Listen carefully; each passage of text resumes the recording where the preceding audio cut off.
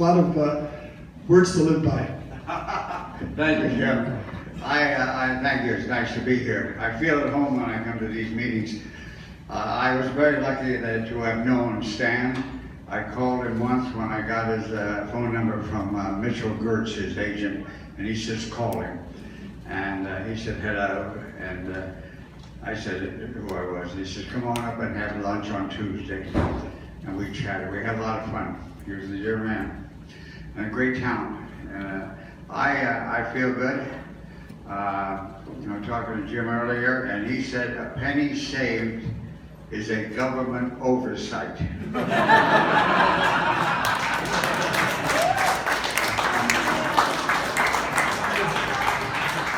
I feel good. I had a physical on Wednesday, and the doctor said that I can do anything I want.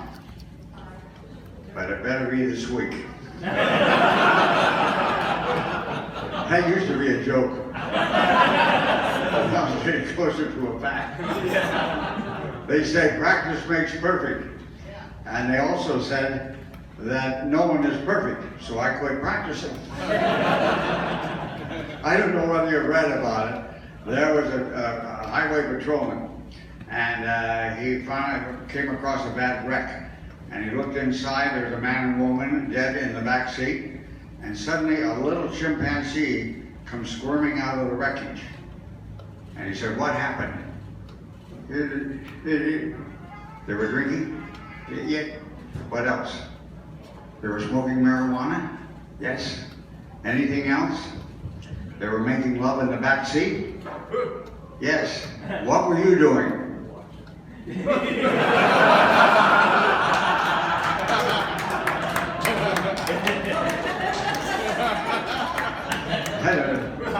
Times it can get tough. There was a psychiatrist, a sociologist, and he said, your living is determined not by what life brings to you, but by the attitude that you bring to life. And this room is filled with a great attitude. And so Laurel and Hardy, I think, were just wonderful. I have a problem. We all have problems. My computer broke down. And a little 10-year-old kid next door came over and fixed it. I said, what was the problem? He said it was a ID10T problem. I said, what's that? He said, write it out. It spells idiot.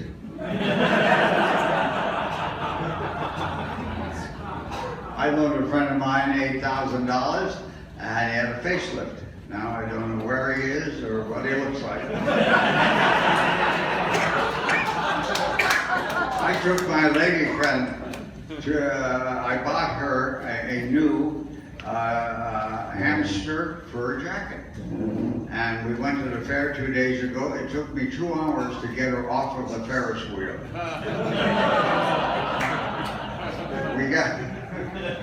We got home and she said, would you bring me the newspaper? I said, use my iPad.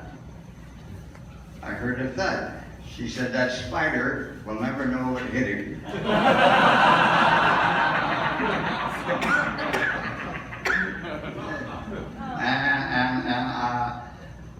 You try to, I'll tell you what irritates me. That's all the excuses that women have for not wanting sex. I'm washing my hair, I'm tired, I have a headache, I'm your sister-in-law.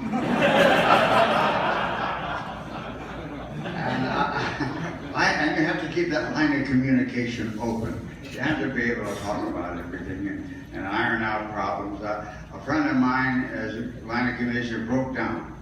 And he and his wife were invited to a big party. And she said, I don't want to go. You go alone. So he went alone, he drank, and he laughed, and he danced, and he drank more. And he ended up in bed with a very mean, self-centered woman. And he realized he had finally made it home safely.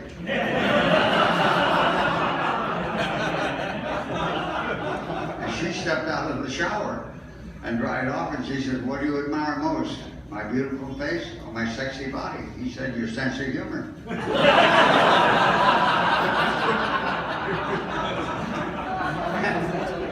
And she said, that's it, you're out of here.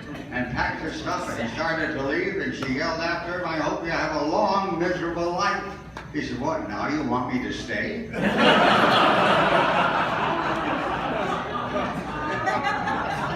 here to learn, aren't we? Yeah, you're trying to learn. I just learned you should never marry a beautiful woman. She'll leave you broken-hearted. Marry an ugly woman. If she leaves you, who cares? If you're ever attacked by a group of clowns, go for the juggler.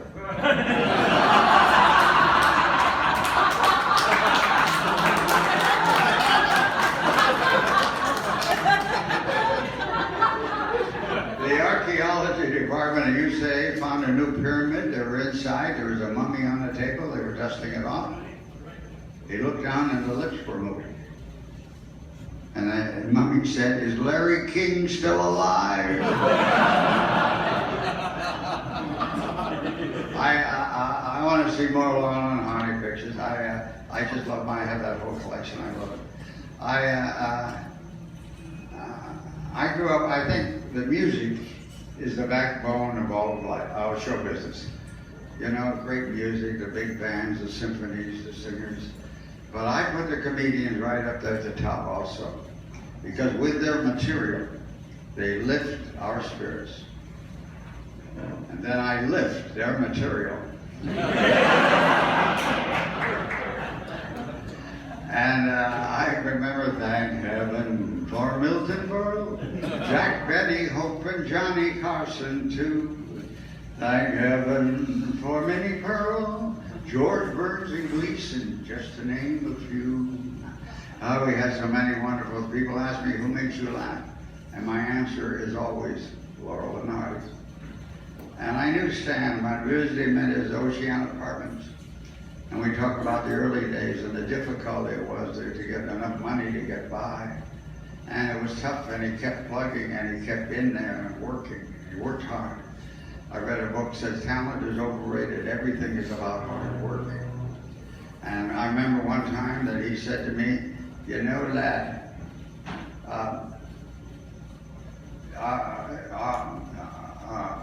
Laurel and Hardy never made jokes.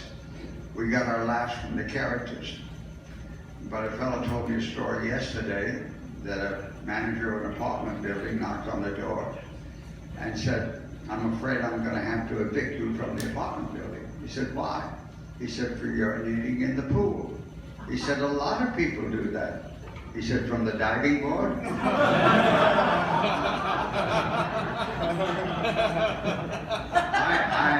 Chuck McCann and I, we did the windshield wipers for 13 years and then Sizzler for 5 years, and we had a lot of fun. And that is my tribute to Mr. Laurel.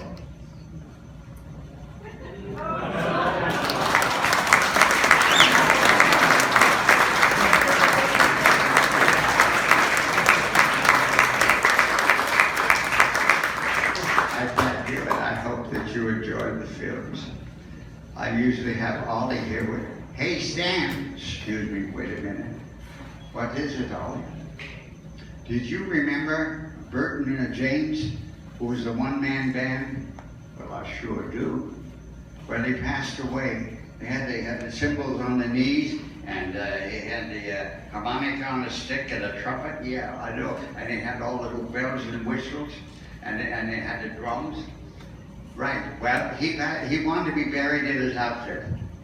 And they were lowering him into the grave, and a big wind came up.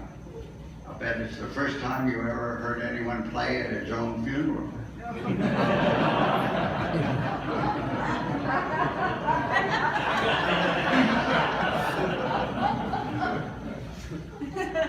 Well, that's another. If I weren't your friend, I would walk right out of here.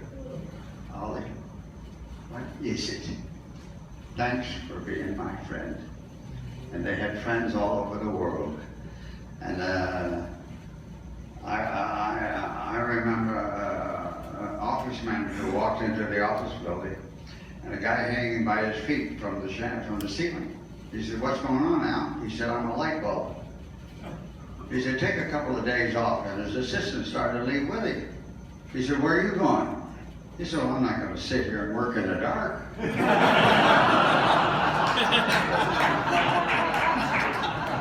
I thought I knew Tracy Latour pretty well, but I didn't realize she had a glass eye until she sneezed.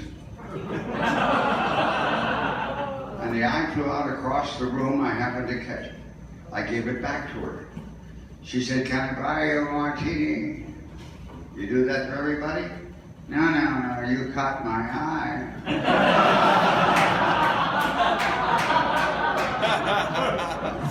And Stan had a wonderful memory. Now, this is a true story. There was a fan of his that lived in Fraser Park, and he would visit him every once in a while. And before he would visit Stan at his Oceana apartment, he would memorize a couple of Oliver Hardy lines from some picture. Didn't matter what, he just memorized. And as soon as Stan opened the door, he would go in, "Well, Stanley, we got the girls out in the car and we're ready for the picnic." And Stan would follow up with the next line. Wow. Never missed. He remembered every line from those pictures. Brilliant, brilliant mind. You know who else had a great mind? Bill Clinton. When he was younger, Bill was terrific, had almost a total memory. President Clinton, and but he got a little older. He was the chairman of the golf tournament this year, and he was in the lounge, and a nice lady sitting there, well dressed, and he snapped his fingers. No, not you, sir. We've golfed before. Yes, I recall. President's Cup. Partner's best ball. Oh yes, I remember it well. You had a scotch, I sipped some wine. Romance was ours, it was divine. Oh yes, I remember it well.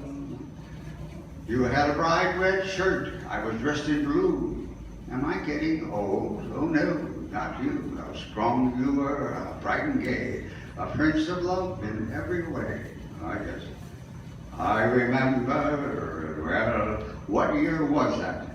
It was last Friday. Your place or mine? Our place. I'm your wife, Hillary.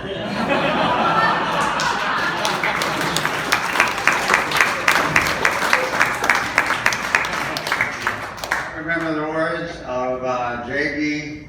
Presley, the English author, and he said, "I am always delighted at the prospects of a new day. One fresh start, one new try. And perhaps there's a bit of magic waiting behind the morning. And that's why we learn to forgive quickly, to kiss slowly, love fully, laugh uncontrollably, and enjoy this day." I thank you very much.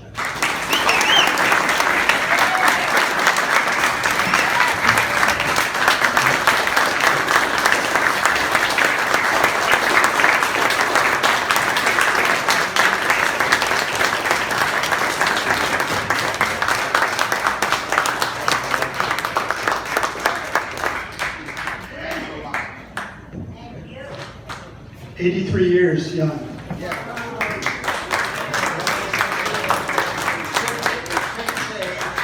I'll be 87.